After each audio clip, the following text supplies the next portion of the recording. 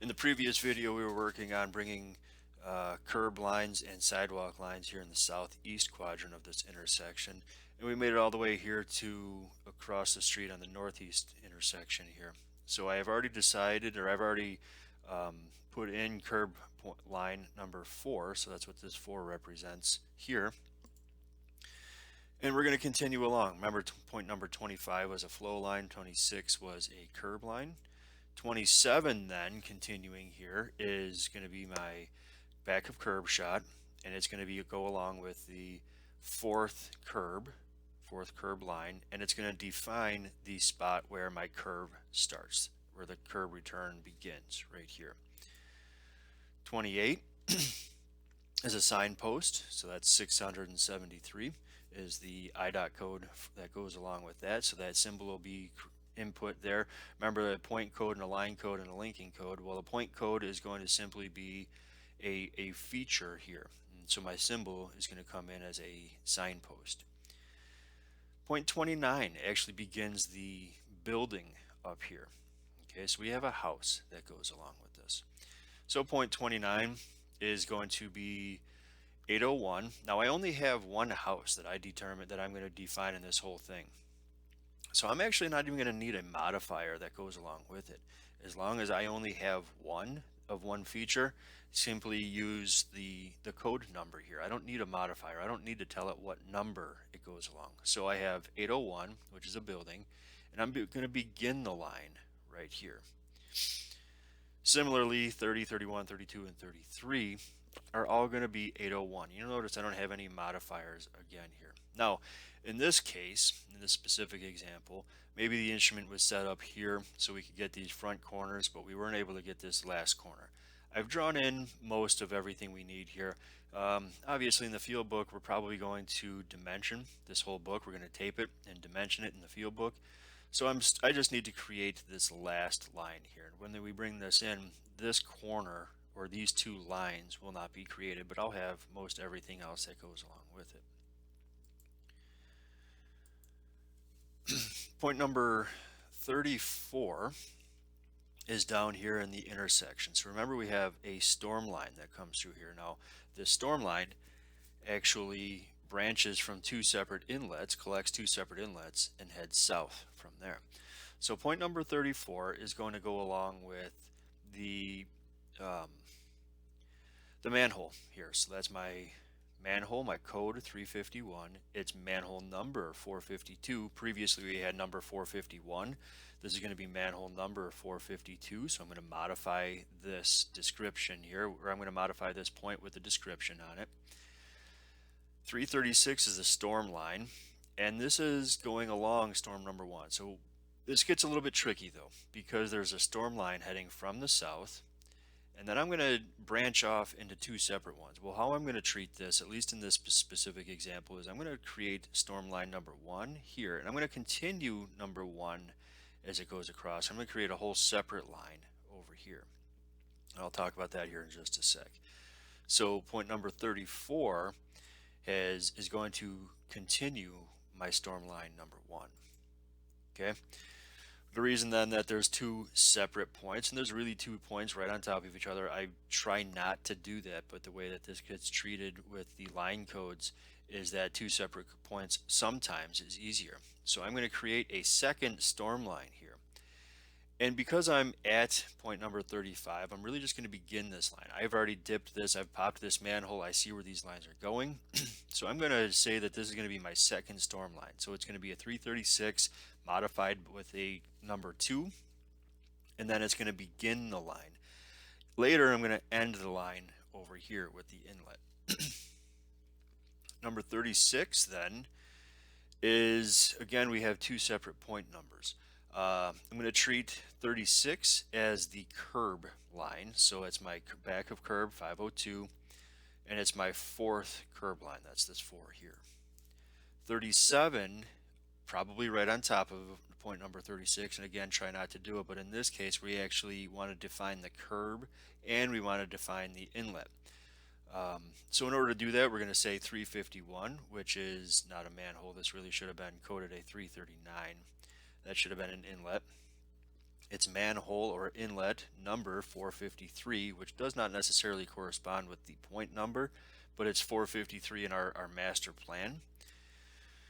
It's going to end sidewalk line number 330, it's going to end storm line number 1 right here. So we're going to say EL. We're going to modify that code there.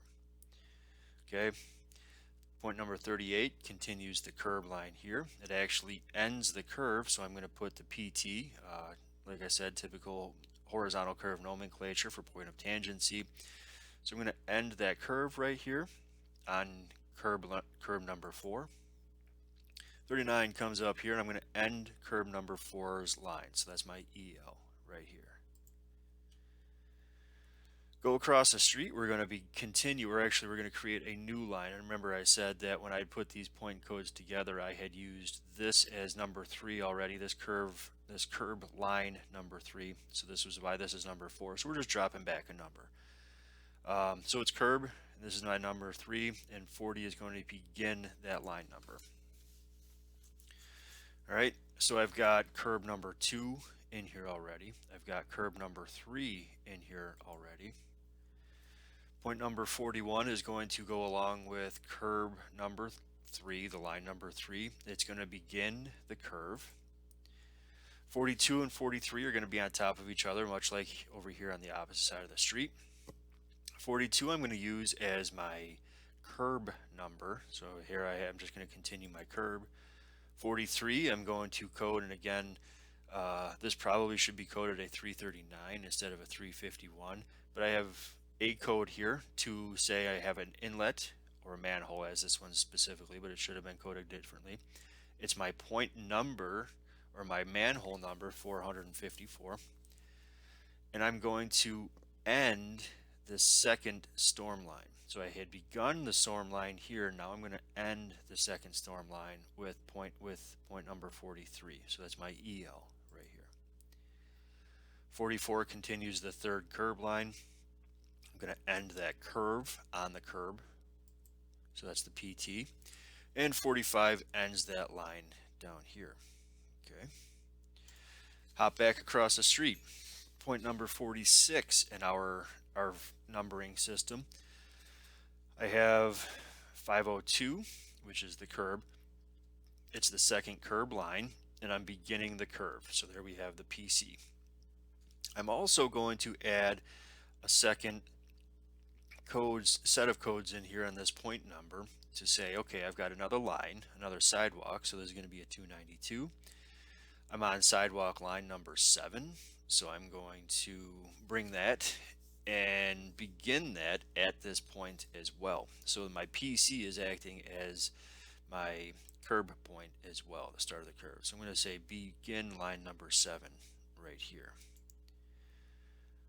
Point number 47, as we were walking, we went along the curve here. So 47 continues curb number 2.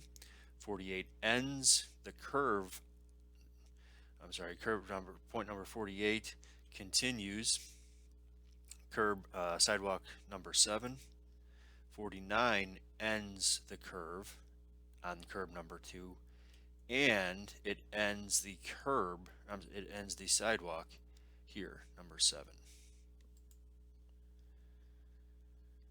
All right, continuing here. So we had 48, 49, 50 is going to continue the curb line number 2, and it's going to begin another sidewalk line. So I'm going to continue that with point number 51. Here's my number 8. That's why these have corresponding. No modifier here because I simply want my line to go. I should say no alpha modifier because I simply want my line to continue.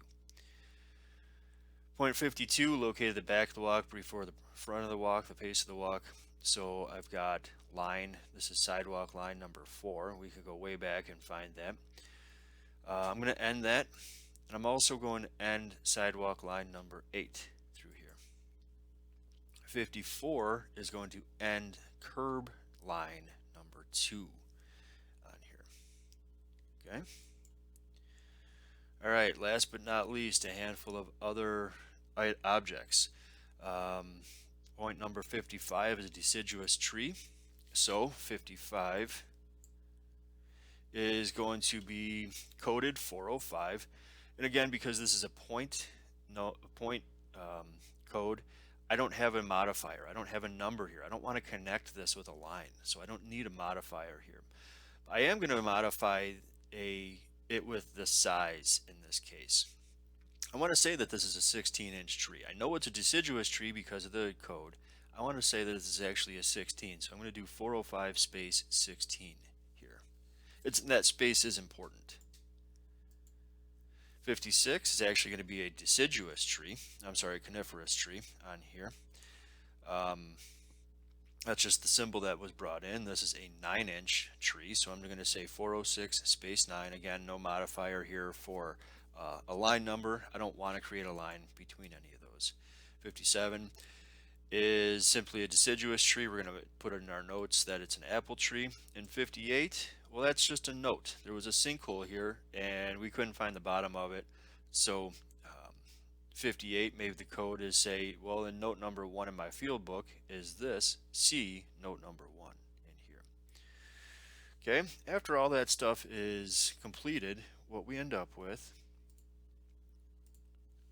is a point list, PNEZD, point number, northing, easting, elevation, and for this example I used elevation all of 100, and here's all of those same codes that we just went through. And the nice thing about it is once we bring these into the CAD system, what we get here is, now if we have just the point numbers, kind of makes it's difficult to make sense of this. And I've brought these in already, and we'll go over this in another example, how to bring these into the CAD system specifically.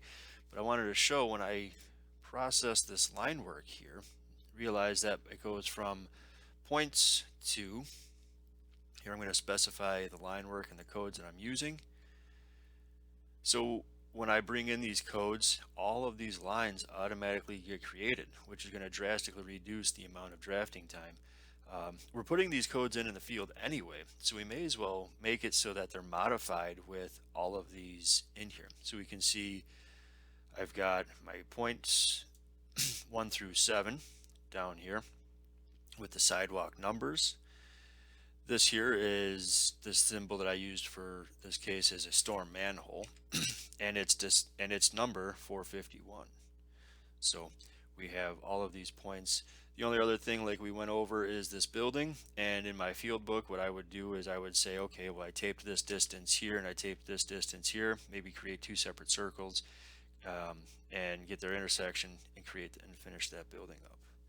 So by modifying our field codes while we're doing the survey, we can create the line work when we bring it into the CAD system. And it drastically reduces the amount of drafting that we do, or starts to minimize at least some of the guesswork that goes behind it.